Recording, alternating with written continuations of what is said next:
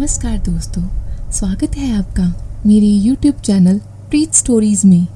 आइए सुनते हैं सुनेहा के दर्द का अगला भाग। उस औरत ने रेखा को हाथ के इशारे से कुछ पूछा और रेखा ने भी हाथ के इशारे से जवाब दिया।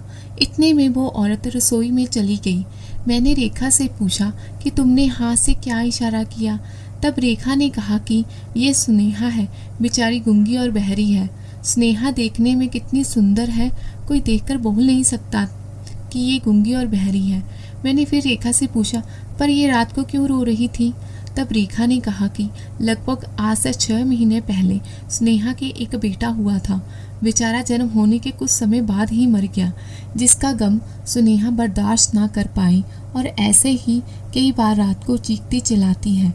कुछ लोग तो कहते हैं कि ये इसके बेटे को यहाँ दफनाया गया, वहाँ जाकर रात को दिया जलाकर कुछ बातें करती है। वहाँ पर ये कितना कितना समय बैठी रहती है। कई बार तो ये वहाँ ही सो जाती है। इसका पति दूसरे गांव के गोदाम में रात को सिक्योरिटी गार्ड की ड्यूटी करता है, तो जब वह सुबह आता है तो कई बार वो ही अपनी पत्नी को अपने बेटे की कब्र से उठाकर लेकर आता है। ये सब सुनकर मेरा मन बहुत विचलित हुआ। हम आपस में बातें कर ही रहे थे कि तभी स्नेहा हमारे लिए चाय बनाकर ले आई। स्नेहा भी हमारे पास बैठ गई और मैं चाय की चुस्की के साथ साथ स्नेहा की ओर देख रही थी और उसे देखकर ऐसा लग रहा था कि उसके अंदर कितना दर्द छुपा है, जिसे वो शायद किसी को बता नहीं सकती थी। स्नेहा सच में देखने में बहुत प्यारी थी। मैं उसे और जानना चाहती थी, पर वो बात नहीं कर सकती थी और मुझे उसे समझाना नहीं आता था। इसी कशमकश में हमारी चाय खत्म हो गई और रेखा ने मुझे घर वापस चलने को कहा।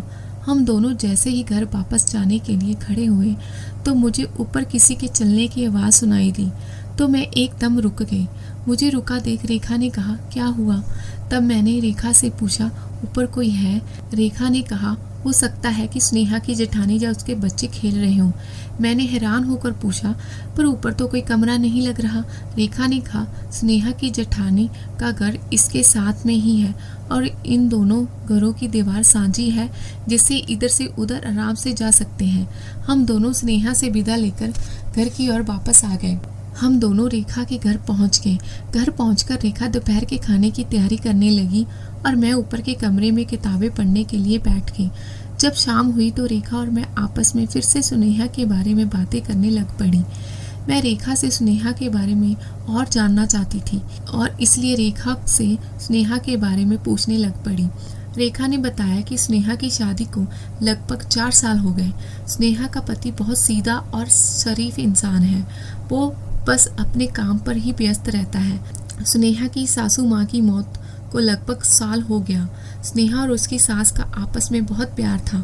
दोनों साथ में खेत जाती थी, सब काम साथ में मिलकर करती थी। सास की बीमारी के कारण स्नेहा के पति मोहन को खेत बेचने पड़े, पर मोहन अपनी माँ को फिर भी बचा ना पाया। सास के जाने के बाद स्नेहा घर में अकेली पड़ गई, क्योंकि मोहन दिन में कहीं मजदूरी करता और रात में गोदाम में सिक्योरिटी गार्ड की नौकरी करता। पर परमात्मा ने जल्द ही स्नेहा की गोद भर दी और उसे एक लड़का हुआ। पर लड़का जन्म होने के कुछ समय बाद ही मर गया, जिसके कारण स्नेहा गुमसुम रहने लगी। ना कुछ खाती थी ना पीती थी, बस सारा दिन चुपचाप बिस्तर पर पड़ी रहती। फिर कुछ दिनों बाद हमसे पता नहीं क्या होने लगा कि रात को चीखने चिल्लाने लगी। पहले तो लोग उठकर देखते थे, पर जब लोगों ने देखा कि ये तो हर दूसरे दिन का काम हो गया, तो फिर लोगों ने अपने घरों से बाहर निकलना बंद कर दिया। इसलिए हमें स्नेहा का चीखना चिल्लाना नॉर्मल लगता है। मैंने रेखा से पूछा कि स्नेहा को किसी डॉक्टर को नहीं दिखाया? रेखा ने कहा, डॉक्टर को भी दिखाया और बाबाओं को भी।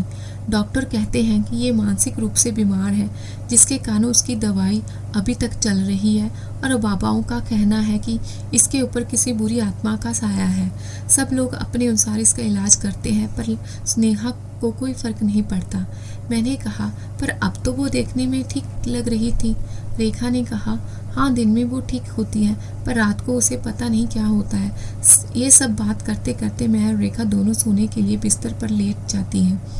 पता नहीं कब मेरी आंख लग गई और जब आंख खुली तो सुबह हो चुकी थी, पर मेरे मन में अब भी स्नेहा घूम रही थी। पर दूसरी रात मैंने जो देखा उसको देखकर मेरे पाँव तले जमीन खिसक गई और मैं डर के मारे कांपने लगी।